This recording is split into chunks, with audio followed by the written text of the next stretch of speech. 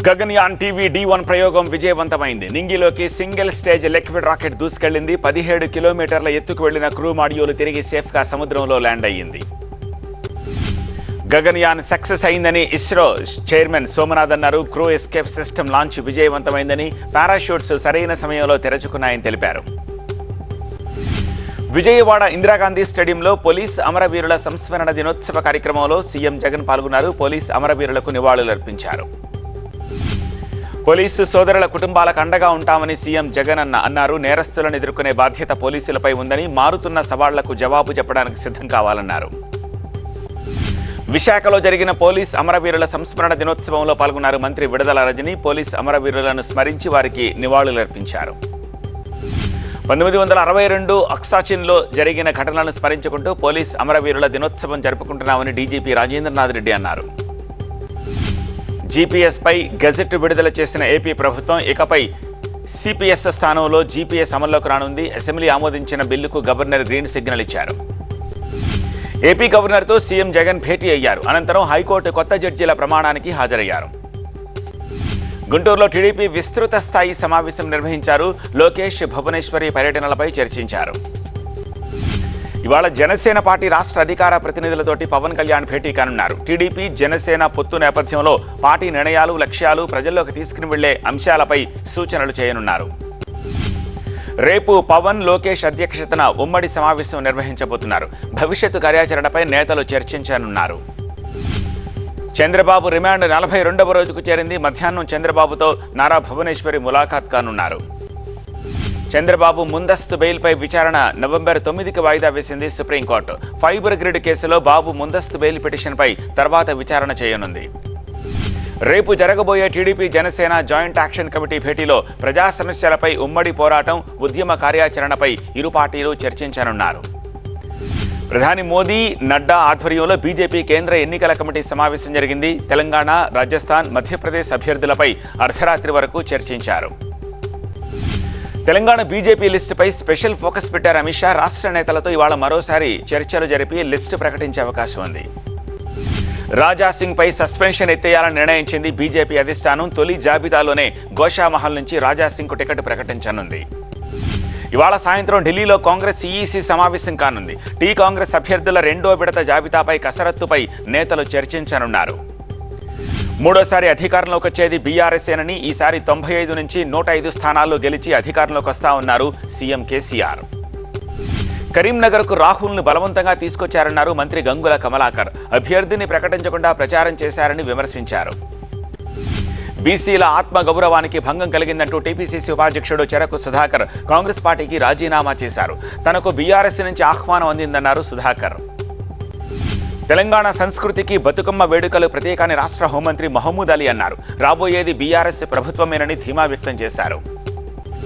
మంత్రి పువ్వాడ ప్రజల్ని దోచుకోవడానికి బందిపోట్ల ముఠాను తయారు చేశారన్నారు కాంగ్రెస్ నేత తుమ్మల. అవినీతికి వ్యతిరేకంగా పనిచేసేందుకే రాజకీయాల్లోకి వచ్చారని తెలిపారు. మంత్రి కేటీఆర్ ఫ్రెండ్ కోసం తనను బలి చేశారని చెప్పారు రేఖానాయక్. బీఆర్ఎస్ను ఓడించడమే లక్ష్యంగా పనిచేస్తారని తెలిపారు. జయశంకర్ భూపాలపల్లి జిల్లా సిఆర్పల్లి గ్రామంలో కాంగ్రెస్ బీఆర్ఎస్ కార్యకర్తల మధ్య ఘర్షణ జరిగింది. ఇరు వర్గాల దాడిలో సర్పంచ్ మధుకు తీవ్ర గాయాలయ్యాయి. ప్రతిపాడు అధికార పార్టీ వైసీపీలో రాజకీయాలు వేడెక్కుతున్నాయి. ఇవాళ స్థానిక ఎమ్మెల్యే పూర్ణచంద్రప్రసాద్కు వ్యతిరేకంగా మాజీ ఎమ్మెల్యే వర్గం నేతలు భేటీ కానున్నారు.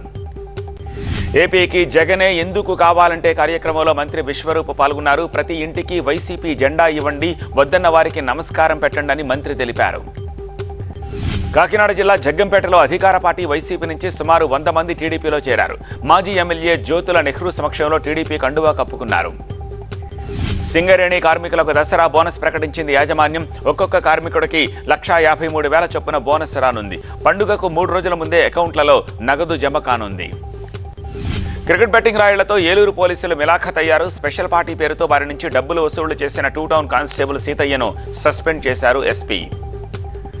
ప్రకృతి అందాలకు పుట్టినిల్లుగా మారిన విశాఖ ఏజెన్సీలోని వంజంగి కొండపైకి పెద్ద ఎత్తున పర్యాటకులు క్యూ కడుతున్నారు. మేఘాల కొండ వంజంగి అందాలు చూస్తూ మైమరిచిపోతున్నారు. సింహాచలం కొండపైకి ఎలక్ట్రిక్ బస్సులు ఏర్పాటు చేసే ట్రయల్ రన్ నిర్వహించింది ఒలెక్ట్రా సంస్థ. ట్రయల్ రన్ బస్సులో అశోక్ గజపతిరాజు ప్రయాణించారు. సద్దుల బతుకమ్మ దసరా సంబరాలకు ఎన్నికల కోడ్ బ్రేక్ వేయనుంది. సామూహిక కార్యక్రమానికి ఎన్నికల సంఘం అనుమతి ఇవ్వకపోవడంతో ఏర్పాట్లపై చేతులెత్తేశారు వరంగల్ అధికారులు. తిరుమలలో నవరాత్రి బ్రహ్మోత్సవాలు వైభవంగా జరుగుతున్నాయి. శ్రీవారు సూర్యప్రభ వాహనంపై విహరిస్తూ భక్తులకు దర్శనమిచ్చారు. సాయంత్రం చంద్రప్రభ వాహనంపై మలయప్ప స్వామి ఊరేగనున్నారు. తిరుమలలో భక్తుల రద్దీ కొనసాగుతోంది. 8 కంపార్ట్మెంట్లలో భక్తులు వేచి ఉన్నారు. సర్వదర్శనానికి 6 గంటల సమయం పడుతోంది. ఇంద్రకీలాద్రిపై శరన్నవరాత్రులు కన్ను పండుగగా సాగుతున్నాయి. 7వ రోజు అమ్మవారు లలితా త్రిపుర సుందరీ దేవిగా భక్తులకు దర్శనమిచ్చారు. బాసర శ్రీ జ్ఞాన సరస్వతి శ్రీ శారదా శరన్నవరాత్రులు 7వ రోజుకు చేరుకున్నాయి.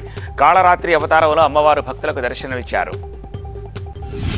కోనసీమ జిల్లా వాడపల్లి శ్రీ వెంకటేశ్వర స్వామి ఆలయానికి భక్తులు పోటెత్తారు. విజయదశమి శరన్నవరాత్రులు కావడంతో మొక్కులు తీర్చుకునేందుకు భక్తులు భారీగా తరలివస్తున్నారు. మేడ్చల్ జిల్లా కుత్బుల్లాపూర్లో ఎలక్షన్ కోడ్లో భాగంగా పోలీసులు తనిఖీలు నిర్వహిస్తున్నారు. ప్రతి వాహనాన్ని క్షుణ్ణంగా పరిశీలిస్తున్నారు. ములుగులో 6 మావోయిస్టు మిలీషియా సభ్యులను పోలీసులు అరెస్ట్ చేశారు. వారి వద్ద నుంచి పేలుడు పదార్థాలు, సామగ్రి, కరపత్రాలు స్వాధీనం చేసుకున్నారు. రంగారెడ్డి జిల్లా రాజేంద్రనగర్లో నాకాబందీ నిర్వహించారు. ఎంఐఎం ఎమ్మెల్సీ రైమత్ బేగ్ వాహనాన్ని కూడా పోలీసులు తనిఖీలు చేశారు.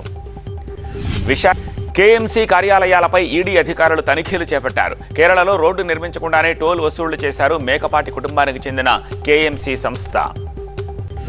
కాకినాడ జిల్లా జగ్గంపేటలో చిట్టీల వ్యాపారి నందకుమార్ 2 రోజులుగా అదృశ్యమయ్యారు. రామవరం శివారులో నందకుమార్ బైకు, చెప్పులు పడి ఉండడంతో పోలీసులు గాలిస్తున్నారు.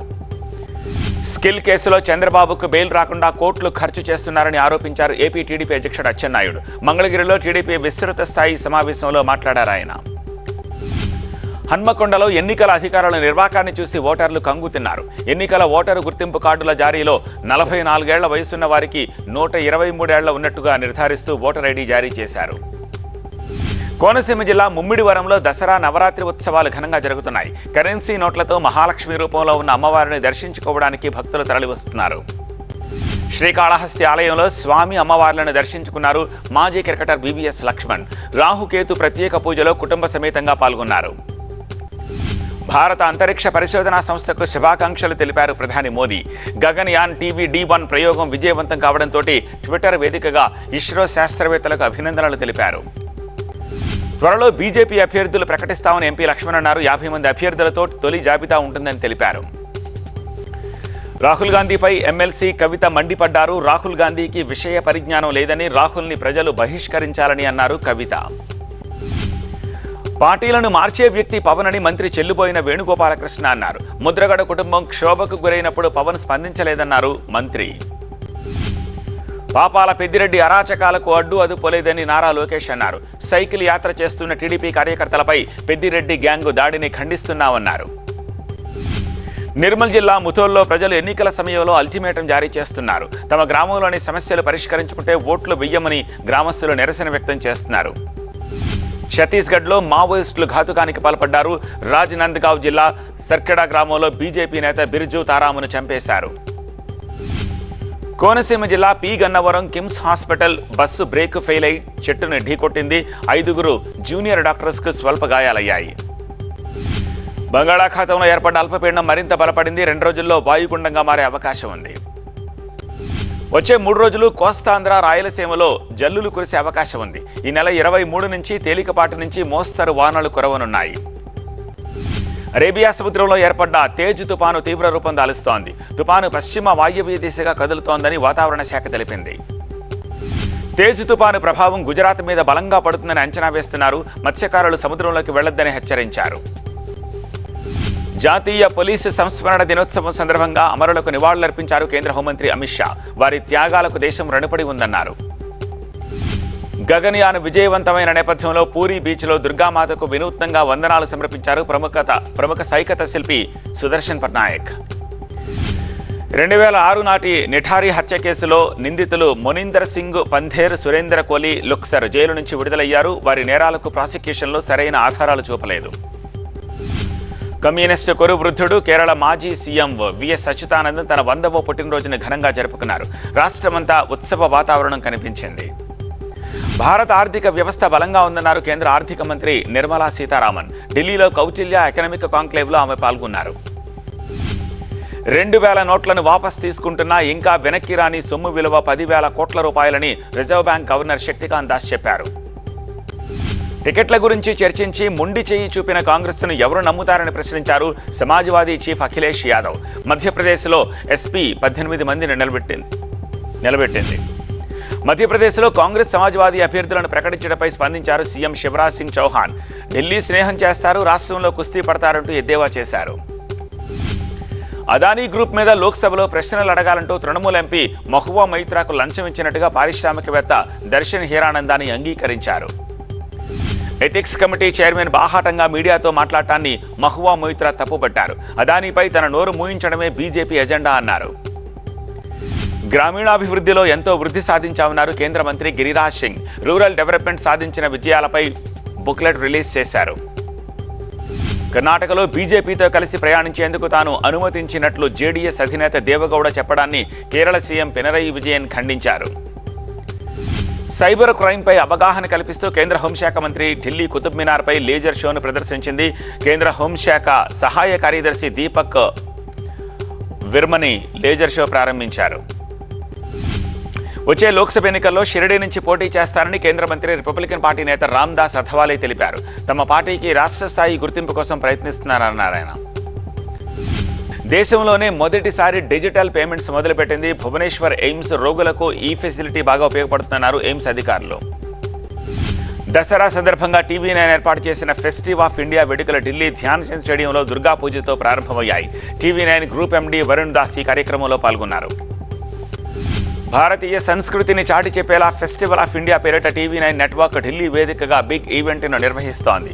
అరుదైన కళాఖండాలు, లేటెస్ట్ గ్యాడ్జెట్స్ కనువిందు చేస్తున్నాయి. All India fine arts and crafts society ఆధ్వర్యంలో ఏర్పాటు చేసిన ఎగ్జిబిషన్ను ఢిల్లీలో ప్రారంభించారు ఉపరాష్ట్రపతి జగదీప్ ధన్కర్. కేంద్ర మంత్రి ధర్మేంద్ర ప్రధాన్ కోల్కతాలో శరన్నవరాత్రి వేడుకల్లో పాల్గొన్నారు. దుర్గమ్మకు ప్రత్యేక పూజలు నిర్వహించారు. పేదలకు బట్టలు పంపిణీ చేశారు. నవరాత్రుల్లో భాగంగా గర్భా డాన్సులు కనువిందు చేస్తున్నాయి. మధ్యప్రదేశ్ ఇండోర్లో సెంట్రల్ జైల్లో కలర్ఫుల్గా ఈ ఈవెంట్ నిర్వహించారు. ఢిల్లీలో ఉగ్రవాద దాడులు జరిగే ప్రమాదం ఉందని భారత్లోని తమ పౌరులు మరింత అప్రమత్తంగా ఉండాలని కెనడా ప్రభుత్వం ట్రావెల్ అడ్వైజరీ జారీ చేసింది. దౌత్యాధికారుల సంఖ్య తగ్గింపు విషయంలో అంతర్జాతీయ ఒప్పందాల ఉల్లంఘనేమీ లేదని భారత్ చెప్పింది. కెనడా దౌత్య సిబ్బంది ఎక్కువ సంఖ్యలో ఉన్నారని తేల్చి చెప్పింది. భారత్కు ముడి చమురు విక్రయిస్తోన్న రష్యా గొంతెమ్మ కోరికలు కోరుతోంది. చైనా కరెన్సీలో పేమెంట్ చేయాలని రష్యా ఆయిల్ కంపెనీల డిమాండ్లను భారత్ తిరస్కరించింది. స్కాట్లాండ్ను తాకిన తుపాను ఇప్పుడు డెన్మార్క్ దక్షిణ స్వీడన్లను ఉక్కిరిబిక్కిరి చేస్తోంది. ఈదురుగాలులతో వర్షాల కారణంగా విమాన నౌకా సర్వీసులను రద్దు చేశారు. న్యూజిలాండ్తో రేపు జరిగే మ్యాచ్ కోసం రోహిత్ సేన హిమాచల్లోని ధర్మశాలకు చేరుకుంది. వరుసగా 4 మ్యాచ్లు గెలిచిన ఇరు జట్ల మధ్య హై వోల్టేజ్ మ్యాచ్ ఖాయంగా కనిపిస్తోంది. లక్నోలోని వాజ్పేయి స్టేడియంలో శ్రీలంక నెదర్లాండ్స్ మధ్య మ్యాచ్ కొనసాగుతోంది. టాస్ గెలిచిన నెదర్లాండ్స్ బ్యాటింగ్ చేస్తోంది.